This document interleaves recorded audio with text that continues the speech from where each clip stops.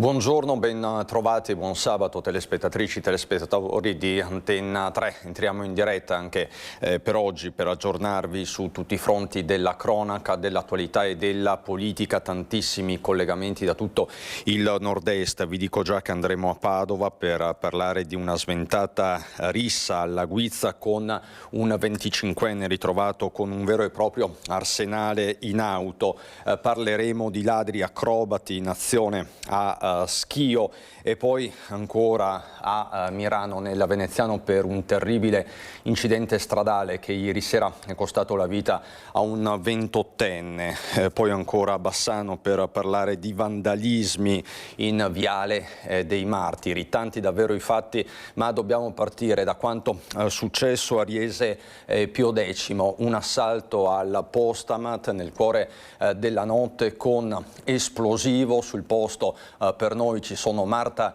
Marangon e Alberto Pivetta. Buongiorno Marta.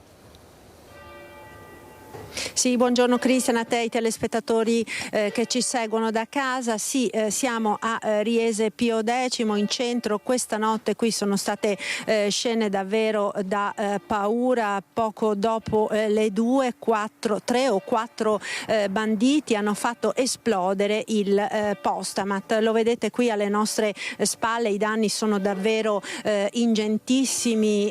L'esplosione ha di fatto divelto il bancomat che è stato scagliato all'interno dell'ufficio postale, praticamente distruggendo gran parte dell'interno. Lo vedete? Adesso ci sono gli operai al lavoro che stanno appunto rimuovendo le macerie, il soffitto in cartongesso è crollato e poi i detriti sono stati scagliati anche sul lato esterno fino alla strada, svegliando peraltro con il botto i residenti della zona. Qui lo ringrazio per essere rimasto con noi il direttore dell'ufficio postale Alessandro Salemme. È stata davvero una nottata lunga e difficile.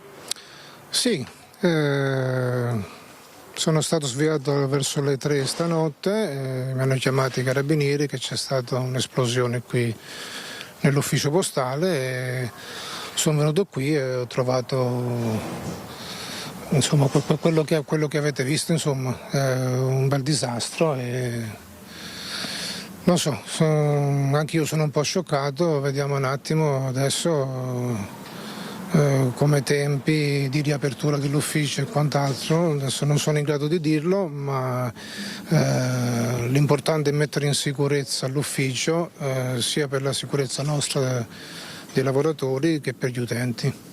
Ecco, perché peraltro Cristian qui questa notte sono intervenuti anche gli artificieri, perché c'era il timore che ci fosse anche qualcosa di inesploso all'interno e che potesse quindi causare ulteriori problemi e rischi anche alle persone che stavano intervenendo. Sì, sono intervenuti anche i vigili del fuoco, gli artificieri, appunto per capire, per valutare la situazione. Infatti noi siamo entrati da un'oretta circa, perché hanno appurato che era, insomma, hanno messo l'ufficio in sicurezza e poi ci hanno permesso di entrare per verificare il tutto, insomma. Quindi adesso diciamo come procederete? Si stanno ovviamente tappando con delle lamiere d'acciaio i buchi, poi come si procederà? Allora guardi, adesso la prima cosa è appunto mettere in sicurezza l'ufficio e dopodiché valuteremo la settimana prossima assieme all'ufficio competente, assieme agli esperti, il da fare. Attualmente l'unica cosa da fare è mettere l'ufficio in sicurezza.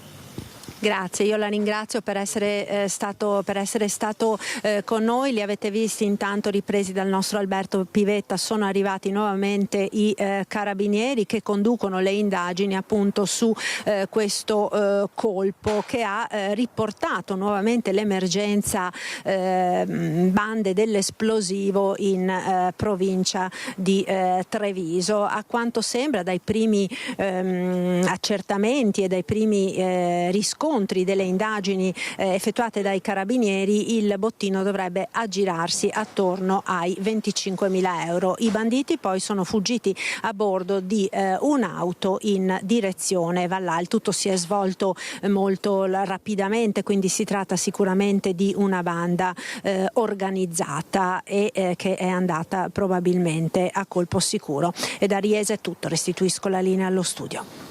Grazie davvero Marta Marangon con Alberto Pivetta da Riese Pio X, un colpo che ricorda molto da vicino quello che si era registrato poco meno di 2 settimane fa a Chiarano, anche in quel caso un assalto al Postamat. Noi adesso andiamo a Padova dove per noi ci sono Marta Zatt e Cristian Roque Alende per parlare di una rissa sventata alla Guizza con un 25enne che aveva un vero e proprio arsenale in auto, ma vedo Marta collegata con il questore di Padova. Marta, buongiorno.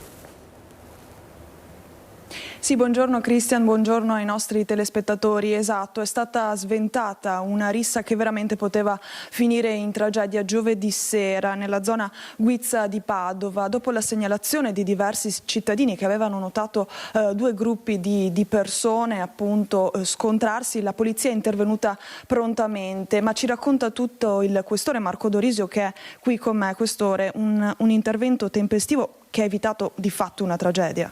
Sì, fondamentale la segnalazione dei cittadini poco prima delle 23 di queste 2 auto giunte dinanzi a un piazzale di un supermercato, da cui erano scesi 2 gruppi di giovani che avevano cominciato a fronteggiarsi in maniera animata.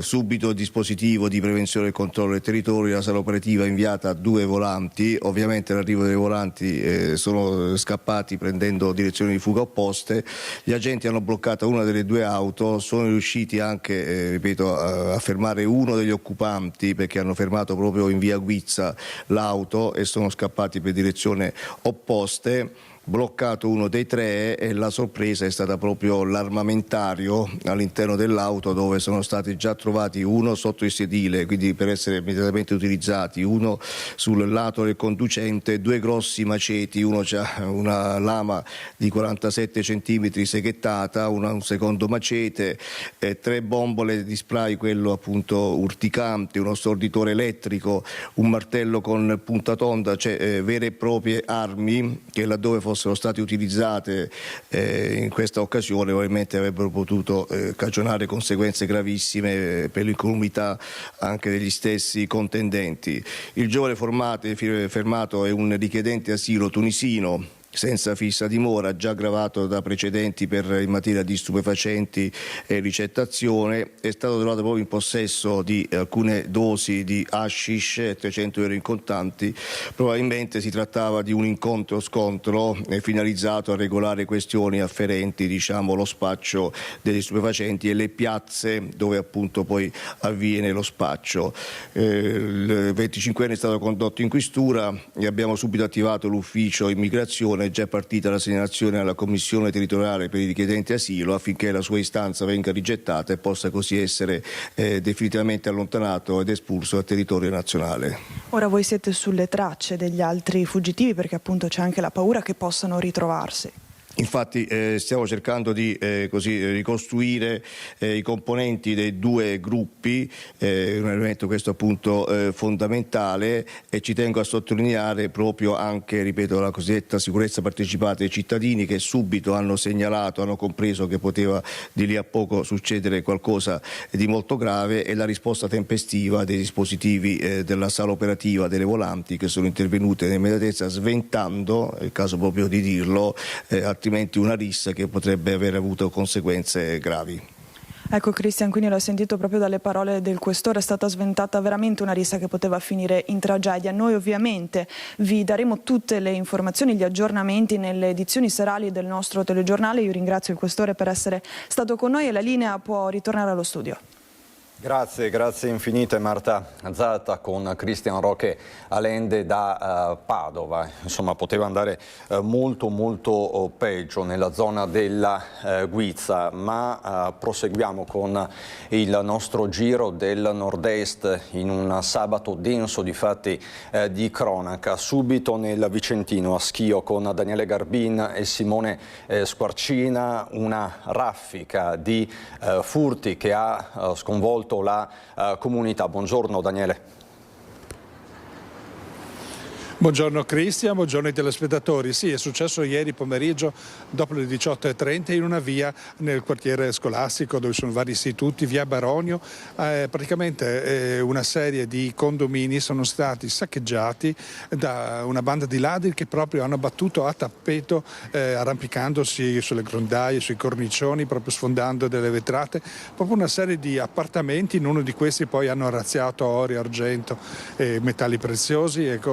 Però insomma restano sconvolti i residenti. Noi siamo andati questa mattina proprio per cercare testimonianza, raccontare questo episodio, perché proprio un'intera via è stata letteralmente passata al setaccio e c'è paura. Abbiamo colto anche sensazioni di non testimoniare, sicuramente non davanti al microfono né tantomeno non riconoscibili, proprio perché è una situazione che si ripete, perché chi ha voluto così raccontarci come si trovano in questa via, alcuni residenti ci dicono che hanno paura per lasciare anche le biciclette o per altre situazioni lì vicino, proprio si sentono così circondati da una situazione e un senso di impunità. Ecco, per capire se questa era una via in particolare o una situazione, abbiamo chiesto a un signor Sergio, prego, signor Sergio, buongiorno, che è titolare di alcuni bar. Buongiorno. Buongiorno. Ecco, che ci racconta, perché ha il polso della situazione con la sua clientela, anche per la sua attività pluriennale qui in uno storico a Schio.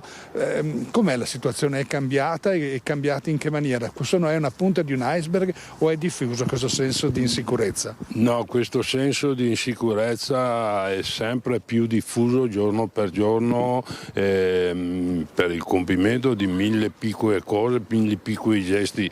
No, di questa criminalità. Il centro è un po', ci sono quartieri del centro che sono un po' pericolosi di sera. Noi cittadini, tutti noi, io sento i miei clienti, il pubblico non ha più questa sensazione, di sera non si esce più tranquillamente come si usciva una volta. E succedono nonostante il grande impegno delle forze dell'ordine, perché comunque ci mettono il massimo impegno, però poi c'è questo messaggio che passa di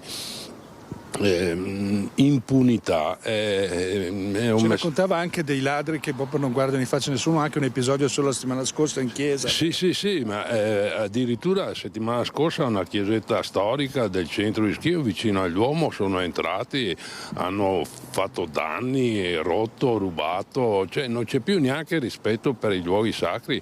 Nel quartiere di Santa Trinità hanno infestato la chiesa parrocchiale di scritte, mica scritte, cioè non c'è più il rispetto, il senso civico che non deriva dalla cittadinanza, deriva da questo influsso negativo di impunità. E poi c'è la parte anche così che fa riflettere sul senso anche di rassegnazione che forse i cittadini hanno nel non denunciare anche semplicemente dei tentati furti, è vero? Sì, io sento molti casi nell'ambito del mio lavoro di cose che sono successe, e se non sono successe cose gravi con feriti o altre cose, molti dicono no, non vado a denunciare, tanto a cosa serve, poi te li trovi fuori, anzi a volte si teme anche una ritorsione nei confronti di chi denuncia questo.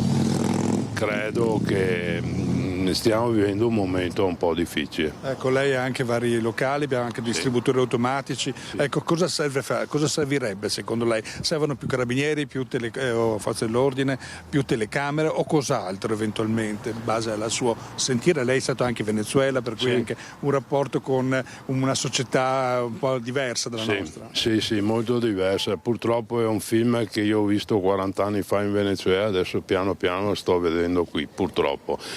Cosa servirebbe? Beh, sicuramente forza e ordine, ma poi adesso viviamo in un'era in cui parliamo di intelligenza artificiale, quindi i mezzi elettronici ci sono, certo se li lasciamo nel cassetto ci sono ma non servono a niente, però penso che un impegno sotto questo aspetto per rendere più sicura la città e un attimo di più deterrenza, penso che potrebbe dare un input positivo sotto questo aspetto. Allora la ringraziamo signor Sergio, le auguriamo veramente in bocca al lupo. Grazie a voi, non demordiamo, non abbattiamoci e riacquistiamo la nostra audacia, quella che da tanto tempo ci ha fatto andare avanti a portare questo paese in senso positivo. Ecco, allora con questo incoraggiamento che raccogliamo, ovviamente direi che da Schio è tutto, a voi la linea. Grazie Daniele Garbin con Simone Squarcina da Schio, grazie ovviamente al suo ospite. La cronaca ci porta nel Trevigiano, a Casale sul Sile, ha riportato ustioni seri un operaio che nella mattinata di oggi, intorno alle 9:40, è rimasto coinvolto in un incidente sul lavoro avvenuto all'interno dello stabilimento dell'azienda IMPA di Via Torre, siamo per l'appunto, lo ripeto, a Casale sul Sile. Secondo una prima ricostruzione l'uomo è stato investito da una fiammata provocata da un guasto a un quadro elettrico presente nell'azienda. L'operaio è stato soccorso dai colleghi che hanno immediatamente lanciato l'allarme al 118. Alla IMPA, azienda specializzata nella produzione di lastre e bobine di plastica, sono giunti anche i vigili del fuoco che hanno svolto gli accertamenti del caso per chiarire la causa del principio d'incendio e i carabinieri della stazione di Casale sul Sile. Sull'incidente indaga il nucleo Spisal dell'ULS 2. L'uomo fortunatamente non sarebbe in pericolo di vita, così dunque nella mattinata di oggi a Casale sul Sile. Noi adesso siamo in grado di collegarci con Mirano, con la nostra Edi Caliman che si trova a Mirano con Simone Merlo per un terribile incidente stradale che è costato la vita ad un ragazzo di 28 anni. Edi, buongiorno. Buongiorno Cristian, a te e ai telespettatori. Esatto, a 28 anni Gianluca Callegaro che ieri sera intorno alle 21 ha perso la vita proprio su questo tratto di strada. Siamo all'incrocio tra via Galilei e via Cavin di Sala nel Miranese, siamo a circa 3 km dal centro di Mirano, una via molto trafficata che collega ovviamente il paese alle zone limitrofe, una via principale che è un rettilineo che racconta il sindaco, invita spesso a correre. Ieri sera era buio e proprio dove sta uscendo questa macchina bianca è avvenuto l'impatto. Simone sta inquadrando proprio il luogo dell'impatto violentissimo che ha costato la vita proprio al 28enne. La dinamica è ancora al vaglio delle forze dell'ordine che sono intervenute, ma a quanto pare dalle prime ricostruzioni pare si tratti di un sorpasso che è stato compiuto dal ragazzo che sopraggiungeva con la sua moto da Vigonza, dove abitava, verso il centro di Mirano, probabilmente per una serata con gli amici da passare in spensieratezza. Dopodiché una macchina che era davanti a lui ha rallentato per cercare di far immettere un'auto che stava cercando di immettersi nel senso di marcia opposto, come sta facendo quest'auto grigia. Il ragazzo non avrebbe visto proprio l'immissione dell'auto e sorpassando quella che gli stava davanti è finito completamente dentro l'abitacolo della macchina condotta da un 68enne della zona, anche lui rimasto ferito. Sono dovuti intervenire i vigili del fuoco per estrarlo dalle lamiere dell'auto. Stabilizzato sul posto, è stato portato in ospedale. Questa mattina abbiamo avuto notizie che l'uomo non è fortunatamente in pericolo di vita. A perderla invece sul colpo è stato il 28enne Gianluca Callegaro di Vigonza, ed è tanto il cordoglio che c'è in queste ore, soprattutto nel paese padovano, e ovviamente il sindaco è arrivato sul posto non appena ha saputo dell'accaduto. C'erano tante persone che sono accorse, hanno chiamato i soccorsi, ma purtroppo, nonostante l'arrivo tempestivo del SUEM 118, per il ragazzo non c'è stato nulla da fare. Cristian, ti lascerei con le parole del sindaco che abbiamo raggiunto pochi minuti fa, e dopo con Simone Merlo ti restituirei la linea. Ieri sera lei si è precipitato sul posto, che cosa ha trovato al momento in cui è arrivato? Beh, la scena era straziante perché la persona era morta, non c'era più.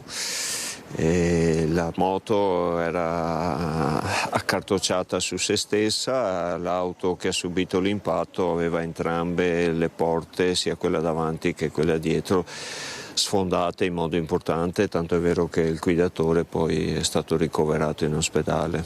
L'hanno estratto tra l'altro i vigili del fuoco dalle lamiere, si sanno le sue condizioni attualmente?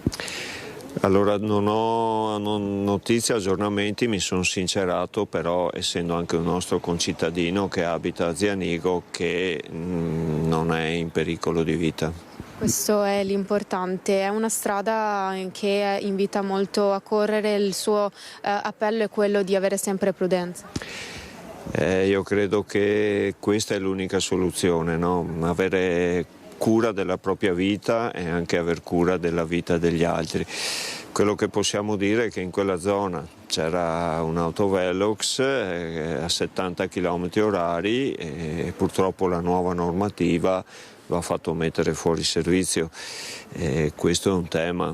Noi insieme alla città metropolitana abbiamo previsto degli interventi proprio su quell'area di mitigazione e di miglioramento della segnaletica, di sistemi che scoraggiano sia la velocità ma anche i sorpassi, e sistemi che verranno implementati se non la prossima settimana, l'altra settimana. Anche questo dà un po' di rammarico, perché se fossimo arrivati prima, però per fare le cose ci vuole tempo, ci vuole studio, bisogna fare la gara d'appalto, bisogna fare gli acquisti. È una strada decisamente che è attenzionata ed è molto problematica. Sullo sfondo quindi c'è sempre la questione che non è stata ancora risolta degli autovelox, con molti sindaci che chiedono al governo, al Ministero dei Trasporti di sciogliere in via definitiva il nodo, sia per quanto concerne i dispositivi mobili sia per quanto concerne i dispositivi permanenti. Ma sul tema degli autovelox torneremo nelle prossime edizioni. Rimaniamo sulle strade del Veneto, a Villaverla nel Vicentino. Le indagini sono ancora in corso dopo la morte di un pensionato che è stato travolto da un'auto mentre attraversava la strada. Nell'attimo ho aperto il bagagliaio della macchina, il tempo di mettere l'ombrello dentro, e il signore non c'era già più. Ho sentito una grande botta, tantissima paura. Tantissimo, una cosa indescrivibile. Campeggia un mazzo di fiori all'indomani del dramma, le lacrime agli occhi per chi ha assistito alla tragedia che si è consumata a Villaverla intorno alle 19 di sera, quando Gilberto Ongaro, pensionato residente a Caldogno, secondo le prime ricostruzioni ha perso la vita investito da un'auto mentre attraversava la strada sulle strisce. In tanti si sono precipitati fuori dalle attività per prestare assistenza. Avete chiamato i soccorsi voi? Sì, tutti quanti, perlomeno anche cittadini che erano in macchina, chi era a piedi, chi passava in macchina. La strada è stata chiusa, abbiamo deviato le macchine nel senso opposto e purtroppo però c'è stato niente da fare. Sul posto sono intervenuti i sanitari del SUAM, ma per l'uomo non c'è stato nulla da fare. Saranno gli agenti della Polizia Locale Nord-Est Vicentino a ricostruire l'esatta dinamica dell'incidente avvenuto lungo la provinciale 349 in via Capovilla. Pioveva e il sindaco ha spiegato che proprio in quel frangente c'era stato un problema all'illuminazione pubblica in quel tratto. La dinamica dell'incidente deve essere accertata dalla Polizia Locale del Consorzio Nevi, che è intervenuta per i rilievi.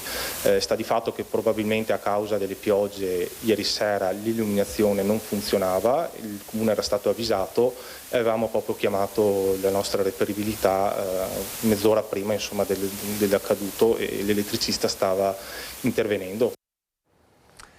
Torniamo sui fatti di San Bonifacio nel Veronese, con un 54enne tunisino arrestato per omicidio e tentato omicidio, perché lo sapete, le immagini hanno fatto il giro d'Italia e non solo. Questo 54enne tunisino ha investito più volte un connazionale 55enne, lo ha ucciso, lo ha finito e poi si è schiantato volontariamente contro un'altra macchina. Le indagini sono chiaramente in corso.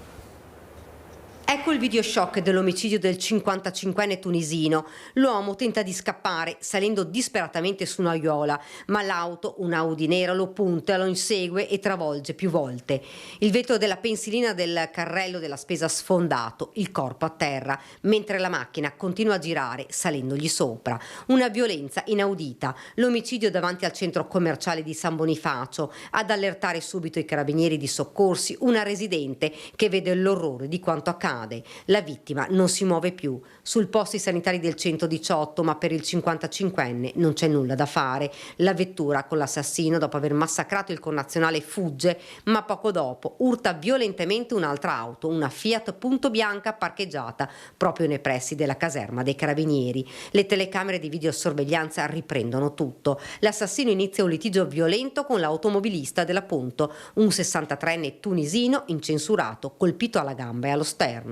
L'uomo viene portato in ospedale. Due gravissimi fatti di violenza legati fra loro da un'unica persona, l'assassino. Un connazionale 54enne arrestato per omicidio e tentato omicidio. La vittima ed il ferito risultano incensurati e non ha trovato conferma l'ipotesi trapelata inizialmente di un presunto regolamento di conti nel mondo dello spaccio di droga. Abbiamo ricostruito i fatti ed ora approfondiremo il movente, ha spiegato il comandante provinciale dell'Arma, il colonnello Claudio Papagno. Sentiremo anche l'uomo sopravvissuto che è stato ferito dall'indagato ed acquisiremo altre immagini delle telecamere collocate nella zona. Nonostante il movente sia ancora in corso di chiarimento, ha aggiunto, dalle prime immagini che abbiamo visionato emerge come sia chiara la volontà di uccidere, un gesto efferato, violentissimo e sconsiderato. Il presunto assassino è stato fermato proprio davanti alla caserma della compagnia di San Bonifacio dei Carabinieri. A dirigere le indagini sul posto il magistrato della Procura della Repubblica di Verona. L'omicidio di Serge Utarna, dopo le pratiche burocratiche e l'auto con cui l'ex vigile Riccardo Salvagno è fuggito in Spagna dopo aver sparato al 25enne, è rientrata in Italia e saranno i RIS di Parma ad analizzarla. È tornata in Italia dalla Spagna la polo nera dell'ex vigile in carcere con l'accusa di aver ucciso il 25enne Serge Utarna la sera dello scorso 30 dicembre nelle campagne di Malcontento di Mira. Si tratta dell'auto in cui Salvagno e il suo complice Andrea Vescovo, entrambi in carcere, avevano caricato e sequestrato la vittima prima di ucciderla con un colpo secco di pistola alla testa. La speranza degli investigatori è quella di trovare prove nell'auto, tracce di sangue, impronte, forse l'arma che permettano di chiudere il cerchio. L'auto era stata abbandonata da Salvagno nell'area aeroportuale di Valencia, dove era fuggito dopo aver ucciso Tarna, salvo rientrare in Italia dopo qualche giorno. È stata portata a Parma e consegnata ai carabinieri del reparto scientifico dei RIS. Saranno loro ad analizzarla. Torniamo sul terrore vissuto a Fontaniva dalla famiglia Nicolini. 3 banditi armati, dopo aver legato e minacciato con la pistola la proprietaria, sono scappati con gli ori di famiglia e caccia a questi malviventi. Il terrore che si materializza sulla soglia di casa, una pistola puntata alla testa e 3 uomini pronti a colpire. È l'incubo vissuto dalla famiglia Nicolini, nota per l'attività di recupero materiali nella zona industriale di Fontaniva. Erano da poco passate le 19:30 quando una banda ha messo a segno la violenta rapina. I malviventi, con il volto travisato, hanno atteso il rientro a casa della proprietaria e, sotto minaccia dell'arma, sono riusciti a entrare nell'abitazione, immobilizzando e legando la donna. Costretta ad aprire la cassaforte, la vittima ha assistito impotente mentre i rapinatori si impossessavano degli ori di famiglia, prima di fuggire facendo perdere le proprie tracce. Mi dispiace perché li voglio bene, siamo vicini, gente che lavora, che cerca di sopravvivere in questo mondo sempre più malato, in tutti i sensi. Sul posto sono intervenute le forze dell'ordine che hanno avviato le indagini. Gli investigatori stanno ora esaminando i sistemi di videosorveglianza per ricostruire i movimenti del gruppo. Nessun ferito, ma resta lo shock per un episodio che scuote una comunità. Fucilarli, una stretta sicuramente ci vuole. Secondo me la stretta serve soprattutto alle forze dell'ordine di avere il potere di agire in maniera un po' più libera. Come facciamo a sentirci sicuro? Impossibile. Soprattutto per i giovani e anche gli anziani che vivono da soli. Dispiace perché abbiamo una realtà triste, non ci si può difendere neanche a casa nostra, hai paura proprio delle proprie mura domestiche. Essere più severi con la legge, non dico come in America, non arrivare a queste cose drastiche, però essere più severi, perché tanto ci prendono in giro. Sicuro proprio no, diciamo, ci vorrebbe più controllo, ecco, più giri che fa, cioè la ronda della polizia o qualcuno che insomma possa controllare, perché ormai si sentono non solo, cioè dappertutto qua, almeno nel Triveneto vedo che il fenomeno è, diciamo, abbastanza frequente, troppo. Spaccavano le vetrate dei locali e poi arraffavano tutto quello che potevano. Identificati 2 malviventi che in una notte hanno messo a segno almeno 3 colpi nella città di Vittorio Veneto. 3 colpi in una notte, nel mirino dei ladri, 2 esercizi pubblici ed un negozio di parrucchiere. Il modus operandi era lo stesso, mandavano in frantumi le vetrate dei locali, poi l'irruzione lampo, arraffavano quanto potevano e fuggivano, lasciandosi alle spalle ingenti danni. L'esasperazione di uno dei titolari dopo l'ennesimo furto che ai nostri microfoni aveva detto. Ho dormito all'interno aspettandoli, cercando di aspettarli e convincendoli con le mie maniere ovviamente leggere di non entrare più. Furti e spaccate messe a segno a Vittorio Veneto. Nel mirino erano finiti l'Enoteca Peccato Divino, la Galleria dell'Arte e l'Air Studio di Young. Incastrati dalle impronte digitali, i 2 ladri sono stati identificati e denunciati. Le successive analisi dattiloscopiche e le comparazioni di laboratorio hanno permesso infatti di dare un nome ed un volto alle tracce reperite, attribuendole senza margine di errore agli indagati. È stata un'attività che ha concluso la stazione di Vittorio Veneto in maniera brillante, direi, perché hanno, tramite un sopralluogo fatto in maniera certosina, hanno rilevato delle impronte digitali che appartenevano a 2 soggetti, un 21enne e un 30enne di origine marocchine, senza fissa dimora e con precedenti di polizia proprio specifici per questo tipo di reati, che si erano resi responsabili e sono ritenuti responsabili di una vera e propria scorribanda notturna che era avvenuta il 19 di maggio del 2025 a Vittorio Veneto. Bottini esigui, pochi spiccioli, qualche bevanda, ma il danno strutturale provocato invece era ingente. L'operazione odierna testimonia l'attenzione continua e costante posta dall'Arma dei Carabinieri nel contrasto ai reati contro il patrimonio, fenomeno che colpisce direttamente la percezione di sicurezza dei cittadini e del tessuto economico locale. Negli ultimi periodi questi casi hanno riguardato un po' tutti i comuni e siamo riusciti anche in altre circostanze a identificare gli autori e si tratta sempre molto spesso di persone che vivono un po' ai margini e quindi questi furti in realtà hanno un ritorno economico bassissimo per chi li commette, ma in termini di danni lasciano sicuramente il segno in chi li subisce, quindi la nostra azione di contrasto è proprio nel cercare di prevenirli soprattutto, ma anche a distanza di tempo di trovare una soluzione al caso in maniera tale che chi poi ha subito questo danno possa eventualmente anche essere risarcito. Le indagini continuano per accertare se i 2 malviventi possano essere responsabili di altri furti. Ancora ladri in azione, questa volta a essere preso di mira un intero condominio a Santa Lucia di Piave, forzate le serrature di almeno 3 appartamenti. Siamo tornati a casa circa 21:30 e come tutti gli altri nostri appunto condomini, il 3 del piano, abbiamo trovato la serratura che era stata manomessa, faceva fatica a girare e subito ci siamo appunto allertati. Amara sorpresa per i residenti di questo condominio in via dell'Artigliere a Santa Lucia di Piave, località Bolda al confine con Bocca di Strada, ad essere presi di mira gli appartamenti al primo piano dello stabile. Non ci sono segni di effrazione sul portoncino d'ingresso, i ladri probabilmente sono entrati nella palazzina dai garage interrati e sono saliti dalle scale interne sino al primo piano. Qui hanno cercato di forzare le porte di almeno 3 appartamenti senza però riuscire ad entrare. Fortunatamente non sono entrati, però questa cosa ci preoccupa e dobbiamo assolutamente trovare una soluzione, metterci un po' in sicurezza. Ovviamente tutti quanti siamo subito, abbiamo guardato le porte, nessuno è entrato comunque, nessuno dei 4.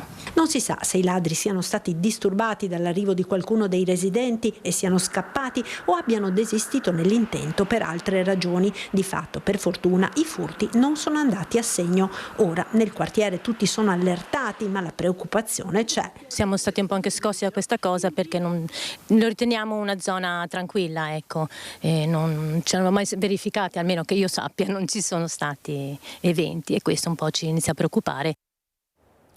Ritorniamo nel Padovano, a Monselice, per la precisione, controlli antidroga vicino all'asilo di Marendole con i carabinieri che hanno denunciato un giovane spacciatore. Prima le segnalazioni dei residenti, poi un tentativo di fuga davanti ai militari. Mattinata di tensione a Monselice, dove i carabinieri hanno fermato un 19enne sospettato di spacciare nei pressi dell'asilo nido di Marendole. I militari, dopo aver individuato il giovane mentre si avvicinava a un'auto in sosta, sono intervenuti quando il conducente ha abbassato il finestrino. Alla vista dei carabinieri, il ragazzo è scappato a piedi, ma è stato bloccato dopo un breve inseguimento. L'auto si è invece dileguata. La perquisizione ha portato al sequestro di 2 involucri di hashish per un totale di oltre 10 grammi. Il 19enne senza fissa dimora e già noto alle forze dell'ordine è stato denunciato per detenzione di sostanze stupefacenti ai fini di spaccio. Ci colleghiamo ora con uno dei luoghi più simbolici, evocativi del nord-est del Veneto, di sicuro della città di Bassano del Grappa, Viale dei Martiri è ancora una volta vandalizzata, ma ci racconta tutto il nostro Mirko Cavallin con Renzo Rigon per la parte tecnica. Buongiorno Mirko. Buongiorno Cristian, sì, dicevi, luogo di memoria, 26 settembre 1944, 14 partigiani rastrellati nei giorni precedenti dai nazisti e dai fascisti furono impiccati proprio in questo viale, ai Lecci, alcuni sono alle mie spalle, altri dietro a Renzo Rigon. Qui ci sono 17 croci, altre 3 vittime poi fucilate nei mesi successivi. A Natale, intorno a Natale, 3 croci erano state vandalizzate e nei giorni scorsi, domenica nel primo pomeriggio, una 4ª croce, quella di Alberto Danieletto sul Leccio che è alle mie spalle, un 56enne di origine bassanese residente a Milano, ubriaco, si è scagliato senza motivo apparente contro questa croce. Una testimone lo ha visto, ha chiamato la polizia che è intervenuta e in pochi minuti praticamente lo ha arrestato. Con me c'è Gilda Nicolini, presidente dell'associazione 26 settembre, che già poche settimane fa era intervenuta. Purtroppo siamo ancora qui a meno di 2 mesi di distanza. Certo, sono un po' in difficoltà, devo dire. Cioè, signora, scusate, signora, deve andare avanti, siamo in diretta. Scusate, il bello è anche il brutto della dieta. Dicevamo, a poche settimane di distanza siamo ancora qua purtroppo per un altro vandalismo. Sì, la ripetizione è un fatto che rende ancora più grave quello che è accaduto, la ripetizione a distanza di poche settimane, perché anche se non sappiamo e magari non ci sono collegamenti diretti tra quello che è accaduto a dicembre e quello che è accaduto domenica scorsa, c'è un legame quantomeno indiretto, un legame di clima, un clima in cui evidentemente è possibile, è pensabile attaccare, violare questi simboli in cui Bassano, città medaglia d'oro al valor militare per la resistenza, in cui Bassano si riconosce, simboli che costituiscono la base del senso di appartenenza e della memoria collettiva sul quale una comunità si fonda. Abbiamo intercettato nell'occasione l'assessore alla sicurezza di Bassano, Alessandro Campagnolo, per ricostruire anche la dinamica dell'arresto di questo 56enne e fare anche qualche altra considerazione su quello che era avvenuto a dicembre. Sentiamo l'assessore. C'è stata una perfetta sinergia tra Polizia di Stato e Polizia locale. Il cittadino, la cittadina in questo caso, io mi sento di ringraziarla e veicolare il suo senso civico, è stata fondamentale. Non c'è stato neanche il tempo di rendersi conto della gravità della situazione, che il soggetto era assicurato alla giustizia. In una domenica particolare, perché è la domenica di Carnevale, quindi con grande afflusso previsto nei minuti successivi e già dalla mattina. E questo ancora di più a complimentarsi con chi era sul territorio, che significa che il territorio va coperto e che il servizio di videosorveglianza dà una grossissima mano. Quindi era il massimo impegno logistico per tutti. Preciso anche che ha contribuito non poco anche la polizia locale di Rosà, che era in convenzione con noi proprio per i carri mascherati, che è riuscita a intercettare la testimone. Quindi c'è stata una grande collaborazione tra forze di polizia.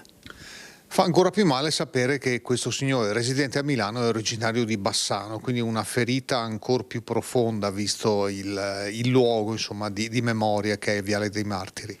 Questa persona è sicuramente attenzionata dal commissariato della Polizia di Stato, è persona già conosciuta, quindi saranno fatti adeguati approfondimenti per capire cosa abbia scatenato la pazzia di questo soggetto, che va oltre lo stato alcolico che aveva in quel momento.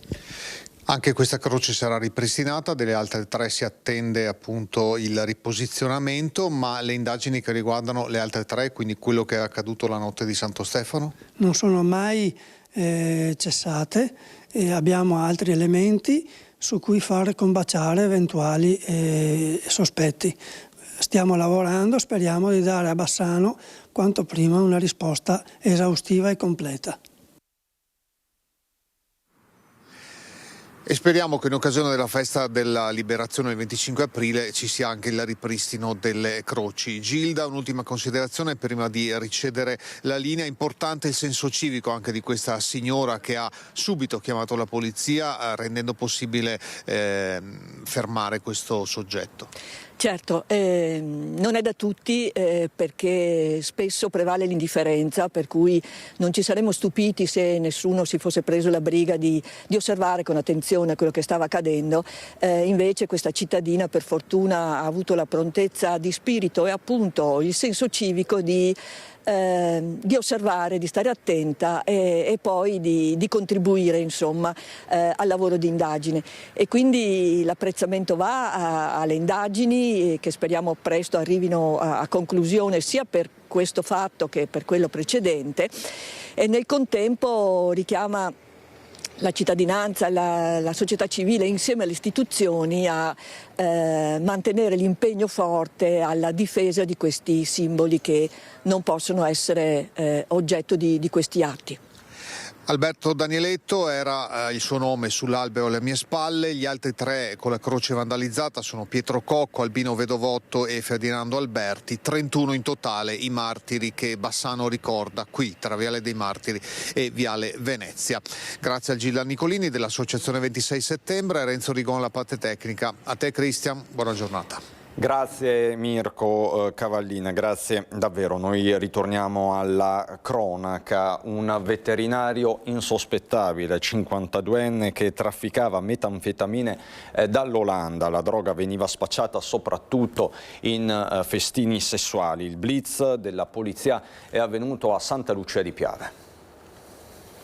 Attendeva il pacco nel suo ambulatorio veterinario, ma all'arrivo del plico, assieme al corriere, c'era anche la polizia. È stato arrestato per detenzione di sostanze stupefacenti ai fini di spaccio un 52enne italiano originario di Conegliano, incensurato. Persona insomma insospettabile, droga che secondo i primi accertamenti della polizia l'uomo faceva girare nei festini omosessuali organizzati nell'Alta Marca.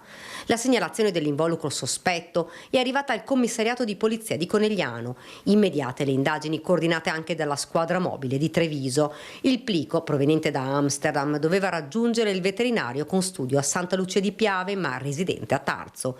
Una volta intercettato il pacco, è iniziato un costante servizio di osservazione. Appena consegnato, per il 52enne è scattato all'arresto in flagranza di reato. Sequestrate 2 buste contenenti circa 80 grammi complessivi di sostanza psicoattiva del tipo MDVP. Perquisito anche lo studio professionale, trovati ulteriori 4,4 grammi di metanfetamina e diverse bustine contenenti oltre 8 grammi di sostanza stupefacente del tipo MDMA, nonché bilancini di precisione e strumenti per il dosaggio. Parte della droga era chiusa in una cassaforte. 1 grammo di questa sostanza arriva fino a costare 300 euro. Prima di questo sequestro erano state trovate dalla polizia delle boccette vuote della medesima sostanza in mano a giovani assuntori. Un'altra famiglia raggirata, bambini compresi, lasciata senza riscaldamento. È solo l'ultimo episodio di una lunghissima serie di truffe che da oltre 2 anni colpisce la Marca trevigiana. Tra l'altro una lunga scia che vi stiamo raccontando puntualmente. È la vicenda di quel finto idraulico che incassa caparre e poi sparisce nel nulla. Sembrava una persona competente, si è presentato con tuta e attrezzi, ci ha chiesto soldi per verificare se c'era una perdita di gas. Dopo aver sborsato 150 euro è sparito e siamo rimasti senza riscaldamento con i bambini in casa.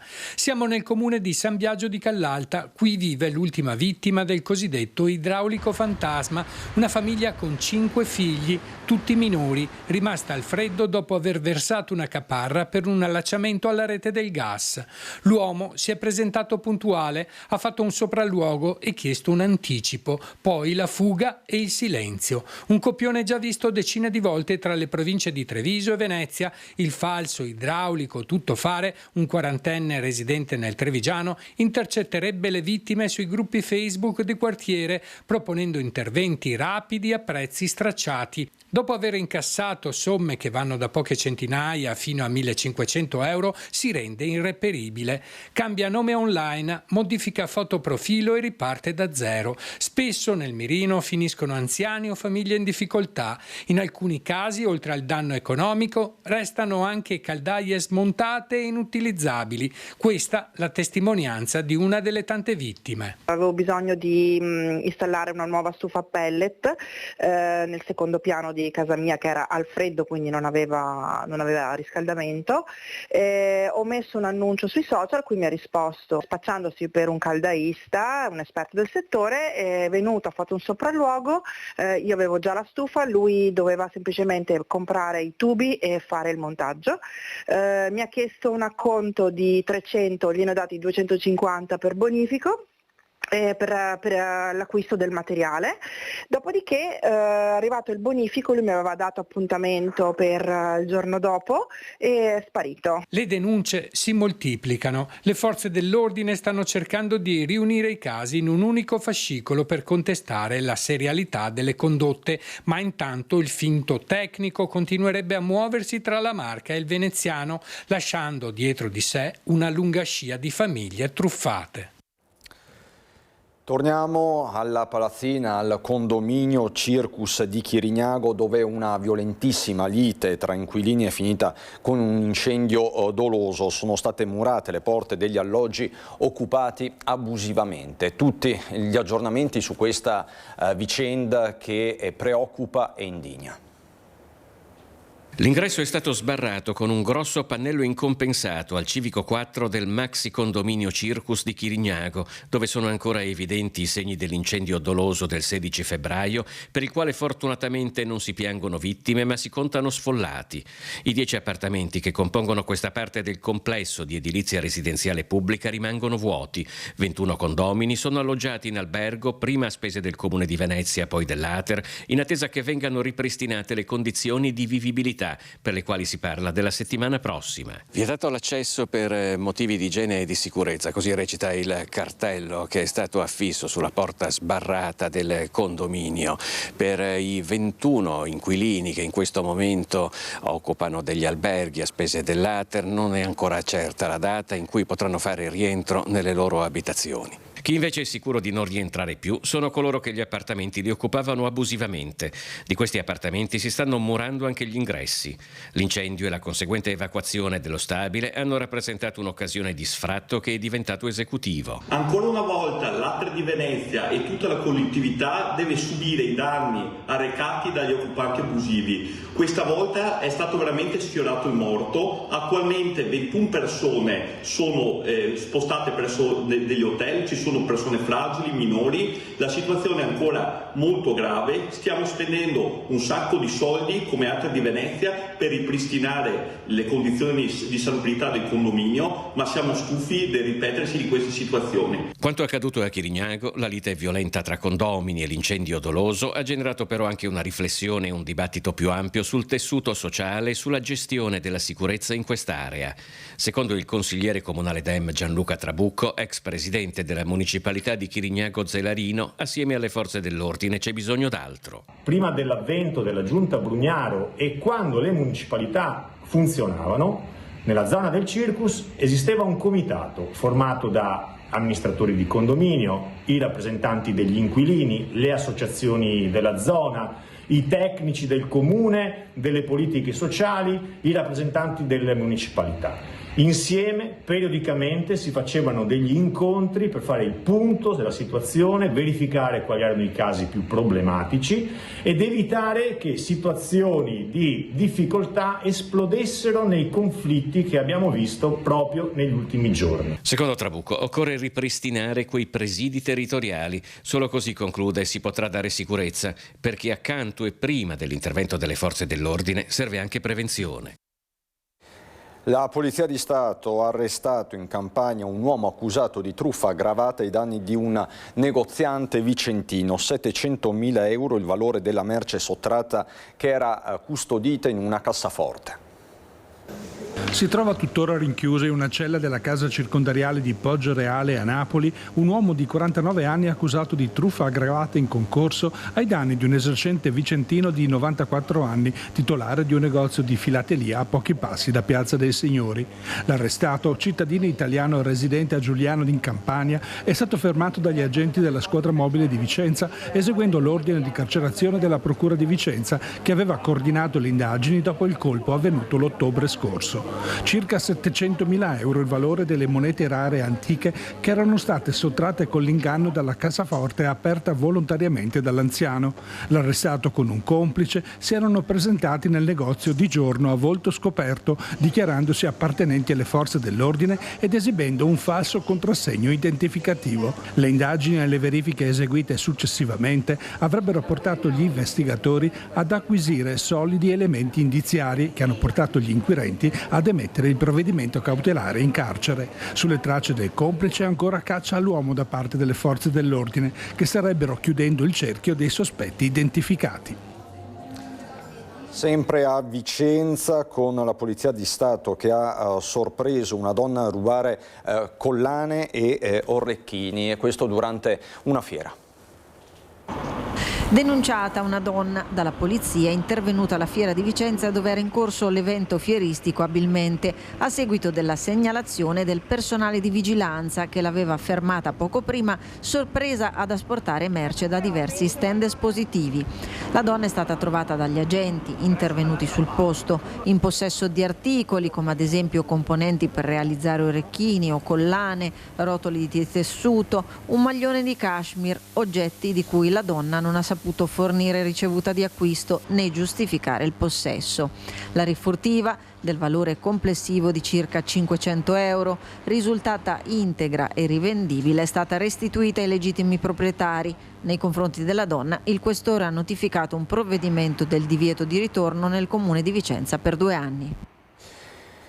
Io vi ricordo velocemente quali sono le notizie del giorno, a partire dall'infortunio che si è registrato questa mattina a Casale sul Sile, un infortunio sul lavoro intorno alle 9:40 circa, con un uomo di 38 anni che è rimasto coinvolto in un incidente avvenuto all'interno dello stabilimento dell'azienda IMPA di Via Torre. Secondo una prima ricostruzione l'uomo è stato investito da una fiammata provocata da un guasto a un quadro elettrico presente in azienda. L'operaio è stato soccorso dai colleghi che hanno immediatamente lanciato l'allarme al 118.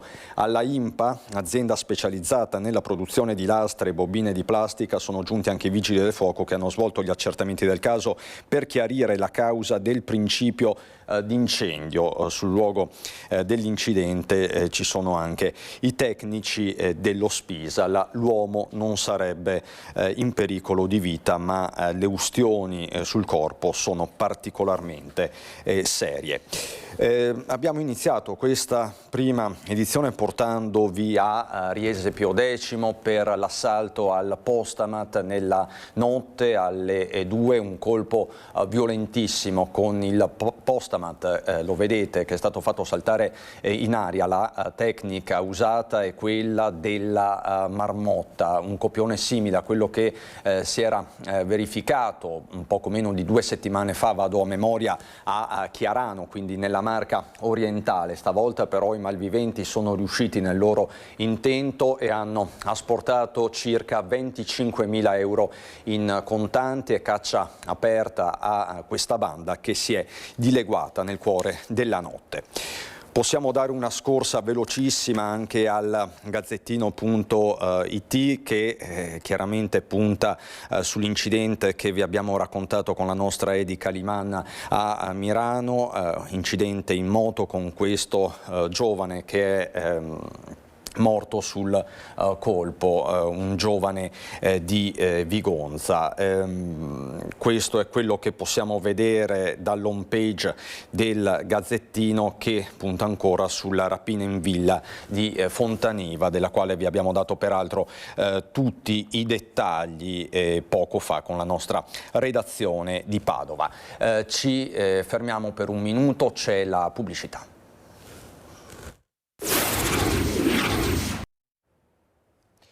Di nuovo in onda prosegue il nostro racconto di questo sabato a Nord-Est e non possiamo non andare a Trieste per l'ultimo saluto a Claudio Sterpin. Il caso ovviamente è quello di Liliana Resinovic.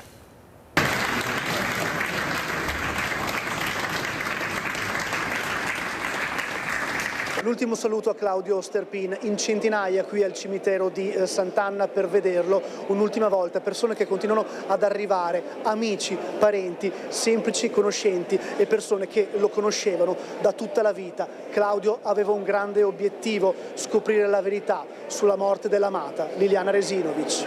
Sergio, lei ha perso un amico di fatto. Claudio. Cosa volete che dica? Mi dispiace. Andiamo. Anche lei ovviamente era un caro amico. A parte un caro amico, poi era il mio coscritto di classe anche, poi facciamo parte di Fiamme Cremisi e guai se non ci fossero tutte queste persone, perché un saluto a una persona come lui non può mancare. Perciò io sarò qui a fare il picchetto per lui e accompagnarlo fino all'ultima strada, che lui ne ha fatte tante. Perciò siamo con lui col cuore sempre. Ci sono tanti ricordi, è difficile sceglierne uno, ma se dovesse pensare a cosa ricorda di più di Claudio, una caratteristica particolare, un episodio? La prima importante che abbiamo fatto a Roma per Trieste per i 50 anni, che abbiamo corso giorno e notte ed era una cosa con lui poi che spronava tutti a correre di più, perciò poi le corse su per via Puccini insieme, che lui mi diceva dai andiamo. Insomma era una persona che non si potevano volerle bene, perciò è una grande persona, un grande atleta, ha fatto cose storiche, perciò io lo ricordo, ho fatto tutto con lui, tante staffette per terremoto, non terremoto, perciò devo essere qua per forza e non posso mancare fino all'ultimo. Un amico partecipava ogni anno all'Olimpiade delle Clanfe che tu organizzavi, era una figura di spicco della città da tantissimi anni, un grandissimo sportivo, tu lo conoscevi? Sì, mi conosce lui da quando sono nato, perché lavorava con mio papà, era socio dell'associazione Spitz, ha partecipato alle Olimpiadi delle Clanfe, all'Arrampicata Santa sempre, ma al di là di questo un esempio per tutti, sportivi e non, in città, un uomo dritto, onesto, integerrimo, divertente anche quando esagerava con i ricordi, le memorie delle sue grandi imprese. È uno che insomma, è arrivato 3 volte alla Parisi con Mare alla fine, ha portato record, lustro e onore alla città di Trieste, ci mancherà tanto. Grazie. Lunedì alle 14 nella chiesa parrocchiale di Visnadello di Spresiano i funerali di Alberto Ezechiadi, il 53enne titolare delle oreficerie in Piazza Rigo, dove è morto stroncato da un malore suscitando profonda commozione in paese. Domenica alle 18, domani sera, sarà recitato il rosario in chiesa. L'uomo si era sentito male mentre si trovava al lavoro. Ad accorgersi della tragedia un passante che aveva subito allertato i soccorsi. Nulla da fare però per il 53enne, nonostante le manovre di rianimazione tentate a lungo dai sanitari del SUEM 118, così dunque a Spresiano. Parliamo adesso di Olimpiadi che si avviano alla loro fase conclusiva. Domani sera la grande cerimonia finale all'Arena di Verona con misure di sicurezza massime, cecchini, esperti anti-hacker, droni per le ricognizioni aeree e agenti della scientifica dotati di bodycam. Verona quindi si blinda per questa cerimonia attesa da tutto il mondo. Si attende tra l'altro la lista definitiva delle personalità confermata alla Premier Giorgia Meloni. Forse potrebbe esserci poi chiaramente sapete la tempesta che lo ha investito in queste ore anche il presidente americano Donald Trump. Poche ore prima dell'evento tra l'altro andrà in scena anche una contromanifestazione della rete Olimpiadi No Grazie. I cerchi olimpici, le transenne che circondano l'arena, lo spiegamento ingente di forze dell'ordine, gli ultimi lavori febbrili in vista della cerimonia che accenderà i riflettori del mondo su Verona. Tutto pronto o quasi per il grande spettacolo di chiusura dei Giochi Olimpici Milano-Cortina, in programma domenica alle 20, con l'arena pronta ad illuminarsi per il grande show da miliardi di telespettatori in tutto il mondo. Il listone è già pieno di gente e Piazza Bra si offre ai visitatori con un volto inedito, sicuramente blindatissimo, anche se la lista definitiva delle autorità e leader politici che saranno presenti è ancora avvolta dalle incognite. Sicuramente ci sarà la Premier Giorgia Meloni, mentre non c'è nulla di certo sulla partecipazione di Donald Trump. Il presidente degli Stati Uniti potrebbe assistere alla finale di hockey domenica pomeriggio a Milano e poi trasferirsi alla sera in arena per la cerimonia di chiusura. Intanto è stata presentata la contromanifestazione organizzata dalla rete di associazioni Olimpiadi No Grazie, con un corteo che domenica dalle 15 attraverserà la città da Porta Palio a Piazza Sacco e Vanzetti per denunciare le ragioni della contrarietà ai giochi. Lo spreco che c'è stato sono state vendute come Olimpiadi sostenibili, quali non sono stati spesi mi pare 7 miliardi, ci sono lavori che finiranno non so se 2030-2033. Era la cosa che insomma ricordano tutti, cioè Torino sta ancora pagando le Olimpiadi invernali del 2006, Verona e l'Italia chissà quando finirà di pagare queste Olimpiadi. Sarà una manifestazione pacifica, annunciano gli organizzatori, ma si teme che possano infiltrarsi dei violenti. Noi non abbiamo nessun sentore che ci siano invece situazioni di pericolo da questo punto di vista. Ci auguriamo che ci sia una grande manifestazione pacifica con la partecipazione di tanti, perché le cose da dire sono molte e credo che alla fine trovarci a dover pagare debiti di questa natura quando invece ci mancano i soldi per le pensioni, per la sanità, per le scuole e per lo Stato sociale, francamente ci pare una contraddizione che sia insanabile. E tiene banco, a proposito di Olimpiadi, la proposta di Luca Zaia di candidare Venezia e le regioni limitrofe alle Olimpiadi estive del 2036 o 2040 sul modello di giochi diffusi come per Milano Cortina, tema del quale ha detto parlerà domani con la Premier Giorgia Meloni. Quindi domani Luca Zaia, che sarà a Verona per la cerimonia finale, parlerà con Giorgia Meloni e metterà sul tavolo questa proposta. Nelle scorse ore però è arrivato anche un commento da parte del presidente della Regione del Veneto Alberto Stefani, un commento particolarmente gelido. Fa intendere Stefani che le priorità in questo momento per il Veneto sono altre. Luca Zaia ha lanciato l'idea di un'Olimpiade ancora in Veneto nel 2036 o nel 2040 ha detto che ne parlerà con la Presidente Meloni. Che ne pensi? Intanto finiamo queste, facciamo del nostro meglio e ovviamente oltre alle Olimpiadi c'è anche tutto questo che vedete attorno, la sanità, il sociale, l'importanza di essere vicini alla gente. Noi dobbiamo anche e soprattutto programmare questo aspetto importante del nostro territorio e io voglio essere in prima linea soprattutto per questo.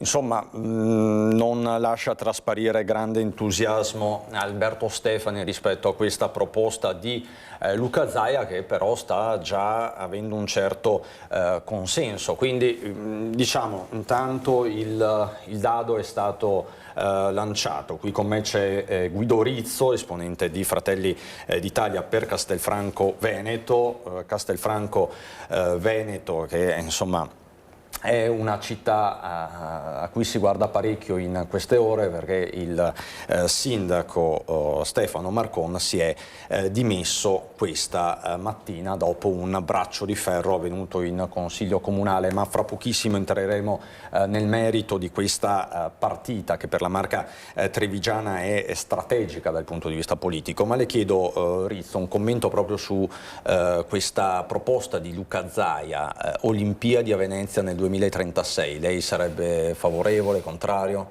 Ma ha sentito, c'è già un po' di attrito tra Zaia e Stefani su questo. Adesso non so se c'è attrito, non credo, però diciamo che intanto buongiorno a tutti e grazie dell'invito. Diciamo che sicuramente abbiamo visto come le Olimpiadi nel nostro territorio in queste settimane siano un grande successo, sono un grande successo soprattutto dal punto di vista dell'indotto, del turismo, di tutto quello che può portare nel nostro territorio avere questa attenzione mediatica e questa presenza da parte di turisti, da parte di visitatori che si ripercorrerà nel tempo, oltre a tutte quelle strutture che rimarranno nel nostro territorio. Perciò certamente programmare è importante ed è chiaro che se si vuole ottenere degli obiettivi ad ampio spettro, come poter avere partecipazioni nelle prossime Olimpiadi, nei prossimi anni 2040, 2044, quando possono essere, bisogna cominciare a gettare le basi oggi, come ha giustamente detto il Presidente del Consiglio regionale Luca Zaia. Certo è che fa bene anche Stefani a dire che oggi le priorità sono altre, abbiamo priorità dal punto di vista della sanità, delle infrastrutture, dei costi di gestione dal punto di vista regionale, perciò lui è Presidente della Regione da pochi mesi, secondo me fa bene a rimanere sul pezzo e a dare delle determinate priorità. Senta, di sicuro a Castelfranco ci sono altre priorità, perché poco fa sostanzialmente, verso mezzogiorno, Stefano Marcon si è dimesso da sindaco di Castelfranco Veneto. Allora, facciamo un passo indietro. Come sapete, Stefano Marcon è stato eletto al Consiglio regionale nel novembre scorso e stando alla normativa i sindaci devono di fatto sono incompatibili. La carica di consigliere regionale è incompatibile con quella di sindaco. In tutti i comuni dove ciò è avvenuto questa procedura è stata fisiologica e i consigli comunali hanno votato la decadenza dei primi cittadini. Corretto. Cosa comporta la decadenza dei primi cittadini? Che a subentrare sono solitamente i vice sindaci, quindi in continuità con l'amministrazione uscente, con il sindaco precedente. Quindi sono passaggi tutto sommato poco traumatici, però serve un voto del Consiglio comunale. Questa fisiologia, questa naturalezza, diciamo così, a Castelfranco Veneto non c'è stata. C'è stato un primo voto, un voto che non ha consentito la decadenza di Marcon, c'è stato un secondo voto del Consiglio comunale, un voto che era stato in qualche modo anche auspicato, incentivato dalla prefettura, e anche in quel caso non si è votata la decadenza. Messo alle strette, fondamentalmente il sindaco si è dimesso, ma le dimissioni non sono la decadenza. No. Le dimissioni comportano l'arrivo di un commissario. Tutto corretto. È corretto. Tutto perfetto e lineare, corretto. Ma allora perché Guido Rizzo mi dia la sua interpretazione, poi stasera sentirete Stefano Marcon, le motivazioni di Stefano Marcon, mi dice Elena Dal Forno che era sul posto. Questa mattina è stata indetta una conferenza stampa al K3, insomma, quindi in un luogo politico. Stasera sentirete Marcon, ma perché non si è arrivati alla decadenza naturale del sindaco? Ma le motivazioni tendenzialmente sono di due tipi. Una assolutamente numerica, e cioè il fatto è che nei consigli comunali a cui hai fatto giustamente riferimento tu negli altri comuni, e come avviene solitamente, i consiglieri di maggioranza, comunque quelli che fanno riferimento al sindaco, hanno appunto una maggioranza e perciò possono permettersi di portare un voto naturale in quella direzione, che poi, essendo una cosa normata di legge, molte volte, non essendoci la possibilità di fare quello che è avvenuto a Castelfranco, tutti i consiglieri votano nella stessa direzione all'unanimità. Quello che a Castelfranco invece abbiamo è che ormai da 2 anni e mezzo a questa parte una parte dei consiglieri si era spostata a votare con l'opposizione, e perciò il voto del sindaco è sempre stato in questi 2 anni e mezzo determinante per far passare le delibere. Dirimente, un voto dirimente, quello di Marcon. Noi facevamo passare le delibere 13-12. Nel momento in cui il sindaco smette di essere presente in consiglio comunale, perché oggettivamente lui era il tema della votazione, e quindi non poteva votarsi sostanzialmente. Diciamo che non è opportuno che si votasse, ovviamente i voti diventano 12 pari e a quel punto c'è una parità, la parità non fa passare la delibera. Perciò questo è il motivo tecnico, la delibera non passa perché si fa 12 pari. Il motivo da un punto di vista della motivazione delle minoranze è un motivo di tipo politico, naturalmente, cioè da una parte abbiamo una incompatibilità. Allora, la decadenza, il voto in decadenza è il voto in cui il Consiglio Comunale determina il fatto che, siccome sindaco e consigliere regionale non possono stare assieme, c'è un'incompatibilità, bisogna dirimerla, e perciò la si dirime votando la decadenza da sindaco. Le minoranze dicono: per noi questo non è un motivo, il motivo è un motivo politico, il sindaco, se voleva fare il consigliere regionale, avrebbe dovuto pensarci prima, non avrebbe dovuto trovarsi in minoranza nei numeri, perciò politicamente noi diciamo che non votiamo la decadenza, per noi non è un atto dovuto ma è un atto democratico, e perciò non la votiamo, e il voto è stato contrario. È stato contrario nella prima, diciamo, votazione di decadenza da parte del Consiglio, poi il prefetto ha fatto una richiesta, un auspicio al fatto che il Consiglio potesse dirimere la questione secondo la sua autonomia. L'autonomia del Consiglio è anche quella che evidentemente chi non vuole voti contrario, e hanno continuato a votare contrariamente. Diciamo che l'opposizione non ha voluto togliervi le castagne dal fuoco. Possiamo vederla così, io la vedo come una mancanza in parte di volontà di responsabilità dalla parte dell'opposizione, perché è vero che dell'opposizione, perché è vero che oggi avremmo avuto con la decadenza una giunta sicuramente depotenziata perché comunque i numeri di consiglio sarebbero stati 12 pari, perciò le delibere più importanti, quelle da consiglio comunale da qua ai prossimi 3 mesi, perché poi comunque ricordiamo che si va a votare a fine maggio, sarebbero state complesse da portare in consiglio comunale, ma proprio perché complesse ci sarebbe stata la possibilità da parte delle opposizioni di pesarsi, di poter dire: questa ci va bene, questa non ci va bene, questa vorremmo che fosse fatta in questa maniera. Sarebbero servite, diciamo così, delle alleanze trasversali, comunque per portare a casa. Parliamo di alleanze trasversali, parliamo di un obiettivo da darsi per il bene del territorio e di determinate sfide che ci sono nel territorio. Sarebbe stato anche prodromico a un futuro diverso rispetto a quello che abbiamo vissuto, perché devo dire in questi anni abbiamo vissuto soprattutto una lotta verso il sindaco Marcon. Oggi Marcon non c'era più, si poteva sicuramente pensare di fare, ecco, io nella mia esperienza di questi 5 anni devo dire non è stata positiva, perché non ho avuto dalla parte delle opposizioni una spinta a qualcosa di diverso, ho sempre avuto negatività. In questo caso forse con l'assenza di Marcon si sarebbe potuto cogliere l'occasione e fare qualcosa di diverso, unire le forze per portare delle risorse aggiuntive. Secondo me è un'occasione persa, perché certamente non sarebbe stato un lungo periodo, ma avremmo potuto portare qualcosa di più alla città con responsabilità, e invece hanno scelto le opposizioni di far commissariare il comune. Anche se devo dire che il sindaco ci ha sempre detto che non si sarebbe arrivati alle dimissioni. Perciò per noi questa comunque rimane una cosa un po' sorprendente. Perché... Ma ve l'ha comunicata questa sua scelta, nel senso la comunicazione ufficiale è stata fatta poco prima delle 12 al K3, che come sapete è sede della Lega Trevigiana. Ve l'ha comunicato? Sì, certo, no, ovviamente noi abbiamo ricevuto la comunicazione da parte del sindaco questa mattina, alle 9:30, però da un punto di vista di pianificazione. Quindi con 2 ore di preavviso rispetto alla comunicazione ufficiale. Da quando lui ha scelto di candidarsi, a quando è stato eletto, a quando poi insomma sono nate le valutazioni sulla incompatibilità, le dimissioni non sono mai state un'opzione.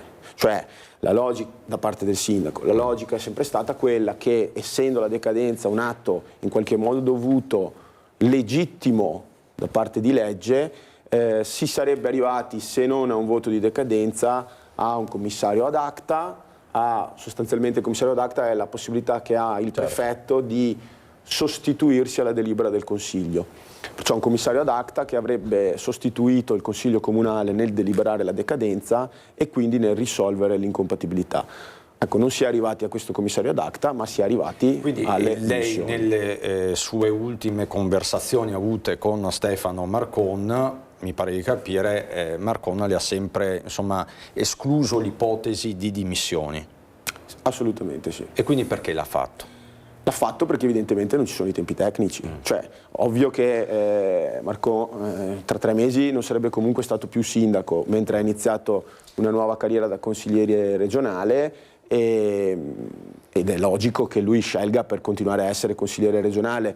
Mi risulta che martedì, credo mercoledì, ci sia il consiglio regionale in cui si sarebbe dovuto appunto deliberare lì sì la eventuale decadenza, se non risolta prima, di Marcon da consigliere regionale, perché se non decadeva da sindaco decadeva da consigliere regionale. Il rischio quindi a quel punto lui avrebbe perso la carica di consigliere regionale e giustamente ha fatto una scelta da questo suo punto di vista diversa. In zona Cesarini. In zona Cesarini.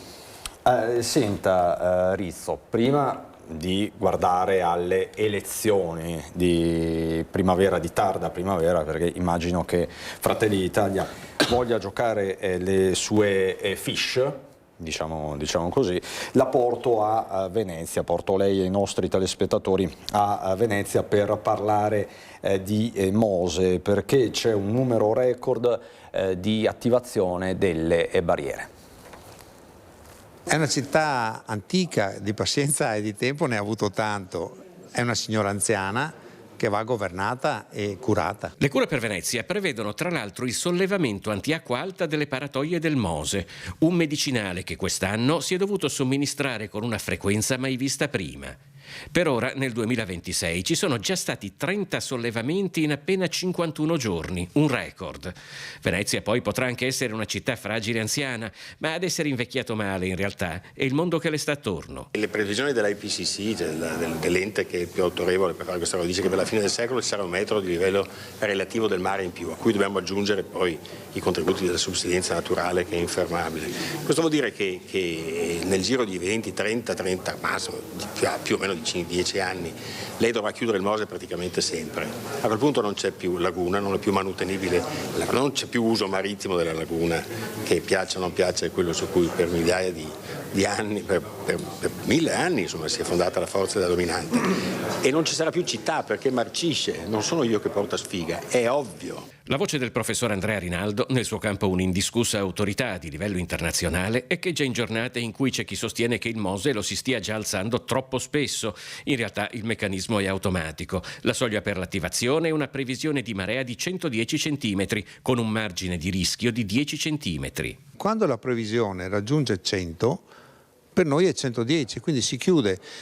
Si chiude quando, e si decide di chiudere, 3 ore prima che si alzi la barriera. Ora in 3 ore la marea può cambiare, cambia un po' il vento, succede qualcosa e quindi a volte non si raggiunge il limite del rischio, però deve essere molto chiaro, e siamo qui per spiegarlo a tutti, che il processo decisionale non è una cosa che cambia ogni giorno. In ogni caso, per ora la quotidianità delle maree a Venezia rimane ancora una questione governabile. Il pericolo, piuttosto, come sostengono gli esperti, è in un futuro più vicino di quanto si possa pensare. Il problema di Venezia è un problema gravissimo ed è un problema che io credo che richiede un intervento e un ripensamento completo, perché in realtà quello che succede è che Venezia può diventare un esempio per tutto il mondo di quando l'ambiente costruito non è rilocabile. Singapore abbandona tutto, va dall'altra parte. Con Venezia non vorrei che si facesse, perché devo confessare una cosa: da 40 anni abito a Padova, ma io sono nato e cresciuto a Venezia, quindi ci tengo. Da Venezia alle Dolomiti, dove è alto il rischio valanghe. Tiziana Bolognani. Obbligo del casco, assicurazione RC e un comportamento adeguato alle proprie capacità, alla velocità e al rispetto degli altri utenti delle piste. Sono cambiate e sono stringenti le regole per gli sciatori e gli snowboarder chiamati a mettere in pratica il decalogo in linea con il decreto dello sport dello scorso giugno. Ma com'è andata finora? Gli sciatori sono rispettosi delle regole, il casco è stato accettato in maniera, diciamo, notevole, nel senso che la maggior parte, cioè il 99,9% degli utenti ce l'ha, qualche straniero, ma perché magari non era stato informato, ma hanno accettato decisamente questa regola, anche perché è utile per la propria sicurezza sulla pista. Un passo significativo per il rafforzamento della sicurezza sulle piste da sci e per la prevenzione degli infortuni che, c'è da dire, sono costanti e nel bellunese concentrati nelle aree a maggiore frequentazione di utenti: Cortina, Arabba, Agordino e Val di Zoldo. Talvolta gli sciatori non conoscono bene le proprie capacità e pensano di avere capacità superiori a quelle che sono le loro reali capacità sciistiche in relazione al tipo di pista, quindi qualche volta gli infortuni sono causati anche da questa sovrastima delle proprie capacità sciistiche. Tra le regole introdotte nel decalogo c'è il divieto di sciare in stato di ebbrezza o sotto l'effetto di sostanze tossicologiche, l'obbligo di prestare attenzione alle traiettorie degli altri sciatori e il divieto di percorrere le piste a piedi o con le racchette da neve. Chi contravviene alle regole è passibile di sanzione amministrativa. In questi giorni le abbondanti nevicate hanno fatto alzare il pericolo valanghe, che per il weekend è indicato di grado 3 marcato. Anche agli sci alpinisti è raccomandato di prestare attenzione, dato che i distacchi potrebbero verificarsi anche con debole sovraccarico su pendii ripidi. ARPAV segnala che la situazione è caratterizzata da accumuli di neve ventata instabili, sensibili al passaggio di un singolo sciatore. Ritorniamo fra un minuto di pubblicità con Guido Rizzo per parlare del caso e del caos Castelfranco. Un minuto di pubblicità e ritorniamo. Di nuovo in diretta con Guido Rizzo, capogruppo di Fratelli d'Italia Castelfranco, che oggi deve dire addio ufficialmente al sindaco Stefano Marcon, perché Stefano Marcon un'ora fa più o meno si è dimesso dalla carica di primo cittadino. Era incompatibile con la carica di consigliere regionale, ma sapete, c'è stato un tira e molle in consiglio comunale, ci sono stati momenti di tensione, attriti, c'è stata anche la strigliata della prefettura, ma insomma ne abbiamo parlato con Guido Rizzo questa sera. Nel corso dei nostri telegiornali sentirete poi le parole di Stefano Marcon, che si è anche tolto dei sassolini dalle scarpe, ma insomma questa sera nel servizio di Elena Dal Forno faremo il punto. Fatto sta, Rizzo, che si apre la stagione elettorale e immagino che Fratelli d'Italia voglia contare, che Fratelli d'Italia voglia il candidato sindaco.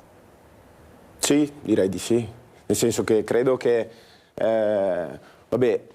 ritorno un secondo indietro alla situazione che abbiamo vissuto. Abbiamo vissuto questi 3 anni, direi, dove purtroppo, come dire, i pozzi sono stati inquinati e la conseguenza poi ce la troviamo oggi, perché un consiglio... Inquinati da chi? Inquinati in generale da vari atteggiamenti che ci sono stati, da come sono fuoriusciti i 3 consiglieri dell'ex che erano in maggioranza, e poi insomma tutte le situazioni che si sono trovate poi in consiglio comunale non hanno non c'è stata mai una reale convergenza su dei temi, insomma non siamo mai riusciti ad avere l'unità di intenti su determinate tematiche, e questo sicuramente poi ha portato in maniera naturale alla situazione in cui ci siamo trovati oggi, cioè dove addirittura dei consiglieri di minoranza di opposizione hanno colto quello che dicevo prima, cioè l'opportunità di una responsabilità maggiore in questi mesi, si sono espressi in questo senso in Consiglio Comunale, ma hanno scelto di votare comunque contro la decadenza perché, a loro dire, siccome la maggioranza aveva sempre fatto lo stesso nei precedenti anni, anche noi oggi scegliamo di andare un po' contro il nostro pensiero, ma di stare uniti come opposizione. Rizzo, però guardiamo avanti. Guardiamo avanti. Fratelli d'Italia cosa fa? Credo che serva un cambiamento. Credo che serva un cambiamento in questo senso. Oggi la città, naturalmente, è importante che rimanga nell'alveo del centrodestra, e noi vogliamo che la città continui a essere governata dall'alveo del centrodestra. Certamente tante cose da questa amministrazione che sono state portate avanti, da Stefano Marconi in primis, anche nel doppio ruolo sindaco, presidente della provincia, sono state cose importantissime per la città, ci sono state soluzioni a problemi annosi, primo fra tutti che mi viene in mente i famosi container del liceo Giorgione che avevamo da 20 anni e finalmente abbiamo risolto questo problema, o le rotonde sulla regionale, insomma ci sono state soluzioni a delle problematiche. Però certamente oggi la città, dal nostro punto di vista, sempre all'interno del centrodestra, si aspetta un cambiamento, si aspetta un cambio di passo, in qualche maniera una discontinuità. E quindi il candidato sindaco spetta stavolta Fratelli d'Italia? Noi crediamo che, al di là di chi spetta, nel senso in cui la scelta, come sai, è anche a livelli più alti, la città è una città sopra i 30.000 abitanti, perciò è su dinamiche superiori, perciò c'è il provinciale, il regionale, addirittura il nazionale che fa determinati tipi di valutazioni politiche, ma nel territorio crediamo che certamente una discontinuità rispetto a 15 anni di traino Lega sia quello che i cittadini si aspettano, certamente con il supporto da parte di tutti, perché è chiaro che il centrodestra unito e compatto vince, soprattutto se tutti insieme siamo pronti a lavorare per far vincere il sindaco del centrodestra, come abbiamo fatto anche noi negli ultimi 5 anni, nei precedenti 5 anni. Voi avete un nome come possibile candidato sindaco? Abbiamo assolutamente un nome come possibile candidato sindaco che metteremo sicuramente sul tavolo e sarà a presto noto. E lei, Rizzo? No, non sono io sono volentieri a disposizione della mia città, del mio partito. Lo faccio per passione, però fortunatamente ho anche un lavoro che mi piace molto e che mi occupa tempo, mi permette di viaggiare, e perciò devo riuscire a tenere insieme le due cose, e penso invece che il ruolo del sindaco, soprattutto per come è stato vissuto in questi 10 anni in città, sia importante che sia una persona in grado di stare in comune, di poter combinare il suo lavoro con il ruolo istituzionale, ma quotidianamente, perché come mi ricordava sempre un po' mio papà, l'occhio del padrone ingrassa il cavallo, perciò c'è bisogno che la macchina amministrativa riconosca nel sindaco che sta in municipio una persona presente quotidianamente, che vede come funzionano i lavori all'interno della macchina amministrativa. Una figura presente. Non l'avevo sentita, la può ripetere questo detto? L'occhio del padrone ingrassa il cavallo. Allora, io vi ricordo in ultimissima battuta che questa sera alle 21 in diretta su Antenna 3 c'è una serata evento da non perdere al Museo di Santa Caterina con Marco Goldin che racconta i capolavori della mostra da Picasso a Van Gogh. Sabato 21 febbraio alle 21 in diretta dal Museo Santa Caterina di Treviso, su Antenna 3 un appuntamento speciale con l'arte. Una serata evento eccezionale, quella che Antenna 3 trasmetterà in diretta dalle 21 dalle sale interne del Museo di Santa Caterina, dove è allestita la mostra da Picasso a Van Gogh. Insieme al curatore Marco Goldin ci sarà Alice Montagniera a condurre gli spettatori all'interno dei capolavori di Cézanne, Gauguin, Van Gogh e molti altri. Un momento di approfondimento insieme a vari ospiti e alla splendida musica composta dal maestro Remo Anzovino, che eseguirà dal vivo al pianoforte alcuni dei suoi brani più famosi. Una diretta che si aggiunge alle piccole lezioni che ogni settimana Marco Goldin tiene sulla nostra emittente. In questo quadro egli ci dà una grande lezione di che cosa sia la pittura. impressionista all'aria aperta, con le famose ombre colorate. Eccole qui, le vedete sul dorso di questo vestito di questa donna. È una giornata d'estate, c'è il sole che filtra attraverso i rami degli alberi e queste sono le immagini, le ombre delle foglie. Le famose ombre colorate, perché come sappiamo le ombre in natura non sono nere. Una mostra che rimarrà aperta fino al 10 maggio e che sta registrando numeri altissimi di visitatori. E per chi non potrà visitarla arriva questo regalo da parte della nostra emittente, una serata che promette emozioni e magia insieme ai maestri del colore.